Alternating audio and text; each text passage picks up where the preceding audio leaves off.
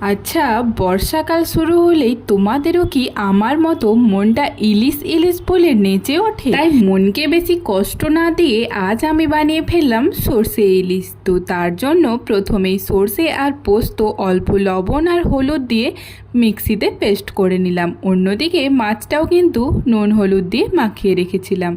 এরপর ফ্রাইং প্যানের মধ্যে বেশ কিছুটা সর্ষের তেল গরম করার পর একে একে জিরে, সাথে টমেটো আর কাঁচা লঙ্কা দিয়ে একটুখানি লবণ দিয়ে ভেজে নিলাম। টমেটোটা কিছুটা গলে আসলেই আগের থেকে পেস্ট করে রাখা মশলাটা এর ওপর দিলাম।